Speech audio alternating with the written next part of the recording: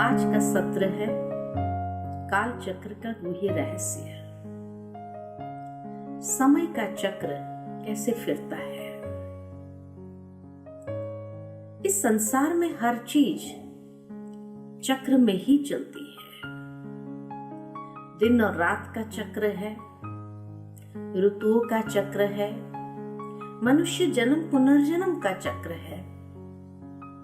कुदरत की साइकिल को देखा जाए तो पानी वेपोरेट होता है, बादल बनते हैं, वो बादल बरसते हैं, फिर वो पानी नदियों के द्वारा समंदर में आकर मिल जाता है। ये भी चक्र है। इसी तरह समय का चक्र है।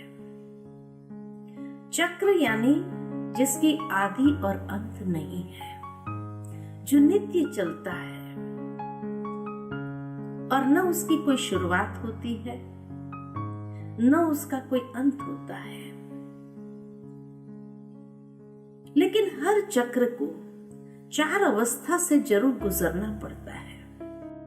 दिन और रात के चक्र में भी 4 अवस्था है, सुबह, दोपहर, शाम, रात्रि। रात्रि के बाद पुनः सुबह होती है। ठीक इसी तरह अगर देखा जाए तो ऋतुओं में भी 4 अवस्था है, ग्रीष्म, बरसात, शीतकाल, बसंत, फिर ग्रीष्म आ जाता है। मनुष्य जन्म पुनर्जन्म में भी 4 अवस्था है, बचपन, युवा, गृहस्थ, वृद्ध। ठीक इसी तरह इस काल चक्र में भी 4 अवस्था है, सतयुग, त्रेतायुग, द्वापर युग, कलयुग। कलयुग के बाद क्या होगा? पुनः सतयुग आता है। कई बार कई लोग सोचते हैं इतना घोर पापाचार का युग कलयुग सतयुग में कैसे बदल जाएगा। जिस तरह घोर अंधेरी अमावस्या की रात सुनहरी सुबह में अपने आप बदलती है, कोई मनुष्य का काम नहीं है उसको बदलना। ठीक इसी तरह कुदरत की रचना में इस तरह की व्यवस्था बनी हुई है कि घोर पापाचार की दुनिया कलयुग भी धीरे धीरे सतयुग में बदलना ही है, कोई चाहे या न चाहे। लेकिन हर चक्र की एक अवधि जरूर होती है, जिस अवधि में ही वो चक्र कंप्लीट होता है। दिन और रात के चक्र की भी अवधि है 24 घंटा। ऋतुओं के चक्र की भी अवधि है 1 साल। इसी तरह ये काल चक्र की भी अवधि है 5000 साल। परंतु जब ये 5000 साल कहते हैं तो मनुष्य के मन में कई प्रकार के प्रश्न उत्पन्न हो जाते हैं।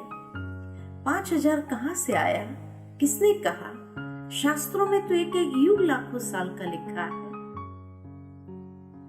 आप 5000 किस बेसिस पर कहते हो? क्या सबूत है? अनेक सवाल है। परंतु अगर मैं एक ही सवाल पूछूं कि शास्त्रों में जो लाखों साल का एक एक युग लिखा है, क्या उसका कोई सबूत है? फिर कैसे मान लिया? 5000 का सबूत है हमारे पास। वैसे देखा जाए तो 24 घंटे कहां से आए? किसने कहा? जिसने भी कैलकुलेट किया, 60 सेकंड की 1 मिनट बनाई, 60 मिनट का 1 घंटा बनाया और इस तरह से 24 घंटे में ये दिन और रात के चक्र को बांट दिया। लेकिन अगर 100 सेकंड की 1 मिनट बनाते थे तो नहीं चलता था। 100 मिनट का 1 घंटा बनाते थे तो नहीं चलता था, घंटे कम हो जाते थे। दिन और रात का चक्र तो उतना ही रहना था, चाहे उसको 60 सेकंड में बांटो या 100 सेकंड में बांटो, वो तो कम जास्ती होने वाला नहीं था।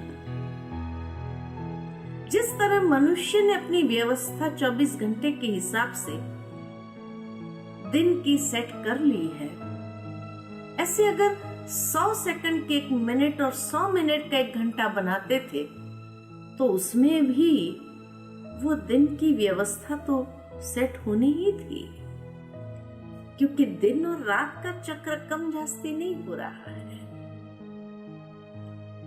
लेकिन कभी हमने सबूत नहीं मांगा कि ये 60 सेकंड कहां से आए, या किस बेसिस पर कैलकुलेट किया गया, क्या सबूत है? नहीं, संसार में कुछ चीजें ऐसी होती है जिसका सबूत नहीं होता है, उसको स्वीकार करना होता है और अपने जीवन को उसी अनुसार ढाल दिया। ठीक इसी प्रकार अगर देखा जाए तो ऋतुओं का चक्र है 1 साल का, और साल में कितने दिन होते हैं? 365 दिन। किसने कहा? मॉडर्न साइंस ने कहा कि पृथ्वी को चक्र लगाने में 365 दिन लगते हैं, और हमने स्वीकार कर लिया। कभी कोई सबूत मांगा नहीं। और 12 मास का कैलेंडर बन गया, जिसको सारे संसार ने स्वीकार किया, और उसी से ही अपनी जीवन की व्यवस्था को सेट कर लिया। ठीक इसी प्रकार हिंदू कैलेंडर को अगर देखा जाए तो हिंदू कैलेंडर भी एक साइंस पर बना है, और उस जमाने का साइंस कि जब भारत ने विश्व को 0 दिया था कैलकुलेट करने के लिए, तब मॉडर्न साइंस भी विकसित हुआ। और हिंदू कैलेंडर के हिसाब से अगर देखा जाए तो साल में कितने दिन होते हैं? 354 दिन। अब 354 दिन सही है या 365 दिन सही है? क्योंकि हिंदू कैलेंडर के हिसाब से भी अमावस्या और पूर्णमासी जब आती है तो पूरा समंदर का पानी उछलता है, इतना एक्यूरेट है। लेकिन फिर भी दुनिया ने मान्यता किसको दी? अंग्रेजी कैलेंडर को। भारतवासियों ने दोनों कैलेंडर को मान्यता देके रखी है। दुनिया का कारोबार अंग्रेजी कैलेंडर पर, और अपना त्योहार, मुहूर्त, जो कुछ निकालना है हिंदू कैलेंडर के ऊपर। ये तो नहीं कहा कि मॉडर्न साइंस ने जो कैलेंडर दिया है वही सही है, इसलिए हिंदू कैलेंडर को फाड़ के फेंक दो, नहीं। और ये भी नहीं कहा है कि हिंदू कैलेंडर सही है इसलिए अंग्रेजी कैलेंडर को फाड़ के फेंक दो, नहीं। दोनों कैलेंडर लेकर चल रहे हैं। कौन सा सही है मालूम नहीं। सबूत मांगा कभी नहीं, स्वीकार कर लिया।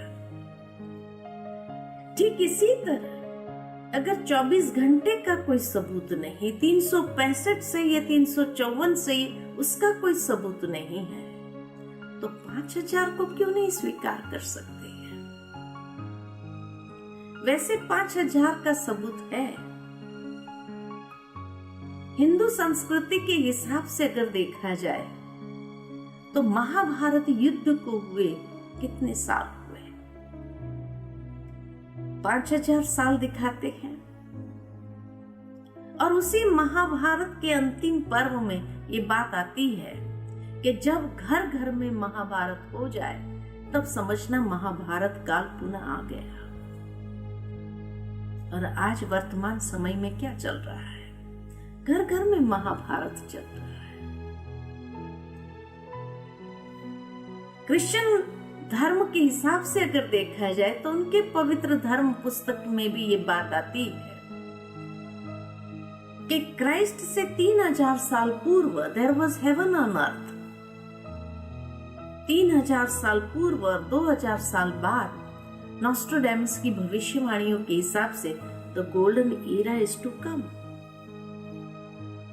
तो इस्लाम धर्म के हिसाब से अगर देखा जाए तो उनके पवित्र धर्म पुस्तक में भी ये बात आती है कि कयामत का समय हर 5000 साल में एक बार आता है।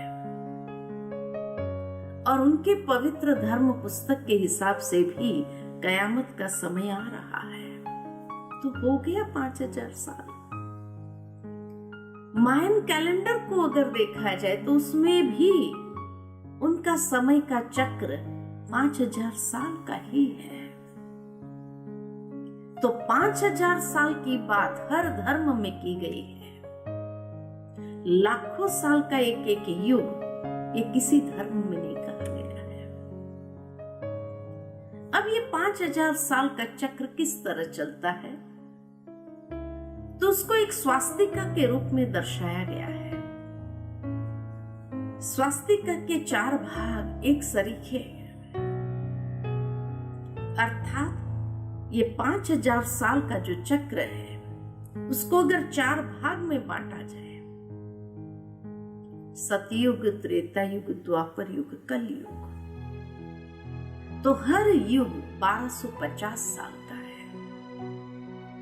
और उस 1250 साल का एक एक युग के हिसाब से हर आत्मा अपना पात्र निभाती है।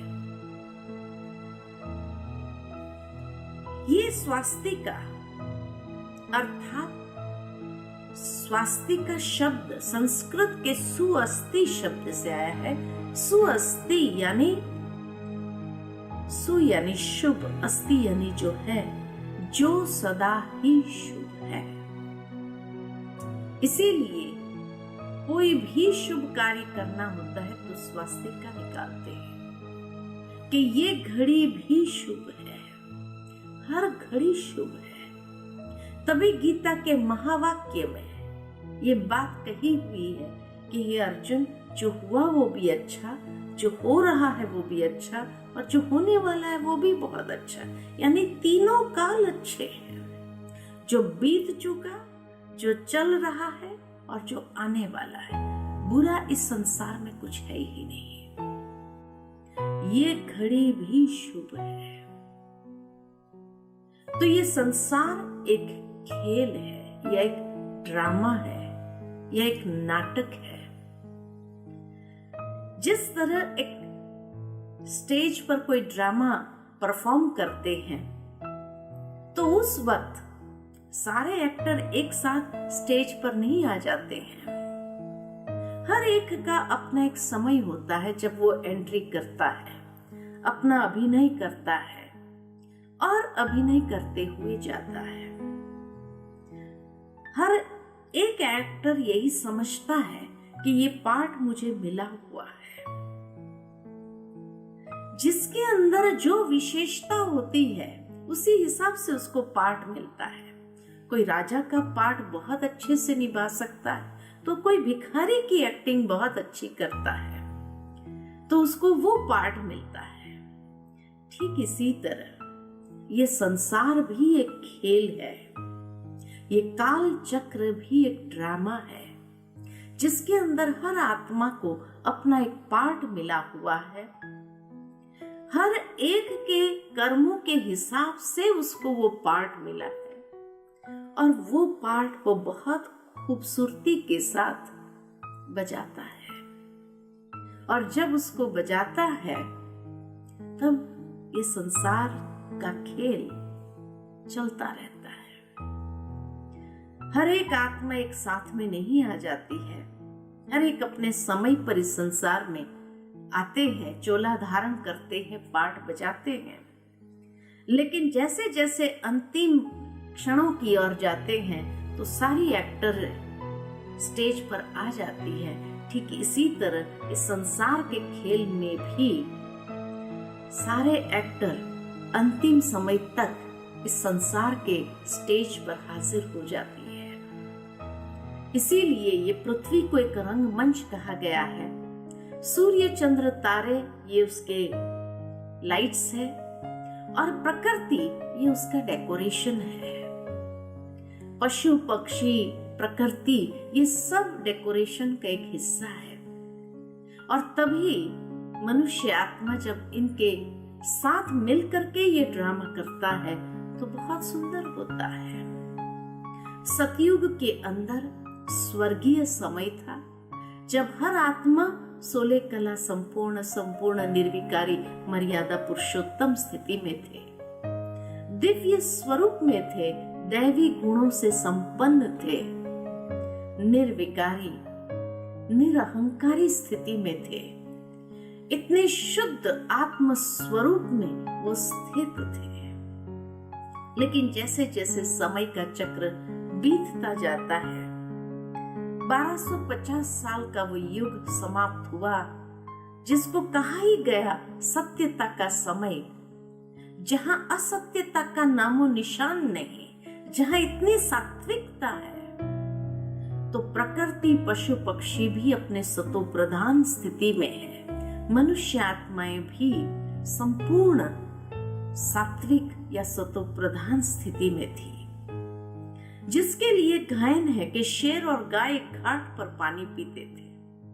अगर पशु पक्षी में इतनी अहिंसा हो तो उस समय के मनुष्य कैसे होंगे, क्योंकि मनुष्य आत्मा की वृत्ति का ही प्रभाव पशु पक्षी और प्रकृति के ऊपर पड़ता है। तो धीरे धीरे सृष्टि नाटक का दूसरा भाग आया, जिसको कहा त्रेता। त्रेता यानी जहां थोड़ी त्रुटि आई उस सत्यता में, लेकिन कोई ज्यादा अंतर नहीं पड़ा। 16 कला से 14 कलाधारी बने, जहां पर श्री राम राज्य था, अर्थात के वहां पर भी सुख शांति या सुखी था राजा, सुखी थी प्रजा, सुखी था सारा संसार।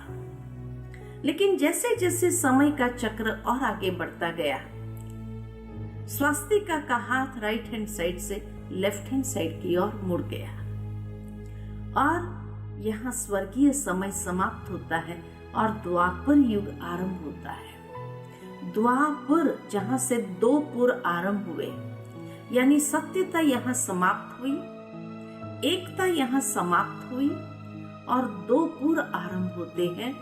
सत्य के साथ असत्य मिक्स होने लगता है। आधा समय बीत गया तो मनुष्य आत्माओं में भी 16 कला से 8 कलाधारी बन गए।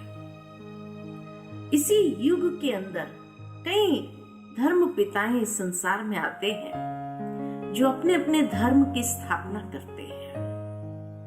सतयुग त्रेता में एक ही धर्म चलता है, एक राज, एक मत, एक भाषा, ऐसी एकता की दुनिया थी, जहां एक ही धर्म आदि सनातन देवी देवता धर्म था। परंतु जैसे द्वापर युग आए तो अनेक धर्म पिताएं आकर के अपने अपने धर्म की स्थापना करते हैं। इब्राहिम आते हैं सर्वप्रथम, जो इस्लाम धर्म की स्थापना करते हैं। बौद्ध आते हैं जो बौद्ध धर्म की स्थापना करते हैं, और क्राइस्ट आते हैं जो क्रिश्चियन धर्म की स्थापना करते हैं, और मनुष्य आत्मा को जीवन की वास्तविकता का परिचय कराना चाहते हैं। परंतु अफसोस, उन शिक्षाओं को मनुष्य ने समझा नहीं, और इसलिए धीरे धीरे समय और आगे बढ़ता गया और कलयुग आ गया। कलयुग अर्थात जहां कलह क्लेश का युग है, कल पुर्जों का युग है, और जहां ये कलह क्लेश के युग में प्रवेश करते हैं, मनुष्य आत्माओं की कला 1-2 कला रह जाती है। हर प्रकार की बुराई अपनी चरम सीमा को प्राप्त करती है। अति धर्म भ्रष्ट, अति कर्म भ्रष्ट, अति अत्याचार, पापाचार, दुराचार, ऐसे अति का समय आ जाता है। और जहां अति हो जाती है तो मनुष्य आत्माएं भी ईश्वर को पुकारने लगती है कि हे प्रभु, आकर के हमें यहाँ से छुड़ाओ। मनुष्य आत्मा इतने गिरते जाते हैं, उस पावन देवी देवता की स्थिति से एकदम पतित हो जाते हैं, और तब उस पतित पावन परमेश्वर को भी पुकारते हैं कि आकर के हमें पतित से पावन बनाओ, स्वर्गीय दुनिया में ले चलो। तब परमात्मा भी अपने वायदे के अनुसार ऐसे अति के समय ही इस संसार में अवतरित होते हैं। जिस समय को कहा जाता है संधिकाल का समय, कलयुग का अंत और सतयुग की प्रारंभ का समय, और उस संधिकाल के समय को कहा जाता है पुरुषोत्तम कल्याणकारी संगम युग, जहां दो युगों का संगम है, आत्मा का परमात्मा के साथ का संगम है, और जहां मनुष्य आत्माएं परिवर्तन होकर के पतित से पावन दिव्य स्वरूप में आ जाती है। इस कलयुग के अंतिम समय को ही कहा जाता है पुरुषोत्तम युग, जहां आत्मा पुरुष उत्तम पुरुष बनने के विधि को समझती है, ज्ञान प्राप्त करती है उस ज्ञान सागर से, और जीवन के अंदर जो कमजोरियां हैं, अवगुण है, उसको मिटा करके अपने जीवन को परिवर्तन करती है, आत्मशुद्धिकरण करती है, और आत्मशुद्धिकरण करके उस संसार में, उस दिव्य लोक में प्रवेश प्राप्त करती है। तो संसार के अंदर परिवर्तन होता आया है सतयुग से लेकर के कलयुग तक। अब ये परिवर्तन उत्थान उन्मुख होता है, जहां समय का चक्र भी उत्थान उन्मुख परिवर्तन की ओर होता है। युग का परिवर्तन, काल का परिवर्तन, आत्माओं का परिवर्तन, और इस तरह समय का जैसे ही परिवर्तन होता है, आत्मा संपूर्णता को प्राप्त करती है, तो हर आत्मा इस शरीर रूपी चोले को छोड़ करके परमधाम जाती है, और फिर परमधाम से इस संसार में अवतरित होती है, जिसको सतयुग कहा जाता है। और इस तरह ये संसार का खेल, नाटक चलता रहता है। तो अभी आइए हम भी अपने जीवन के अंदर समय के साथ परिवर्तन करें, क्योंकि अगर अब नहीं किया तो कब नहीं कर पाएंगे, और फिर अंतिम समय कहीं पश्चाताप न करना पड़े कि हमें तो परिचय मिला था फिर भी हम कर नहीं पाए, अब नहीं तो कब नहीं।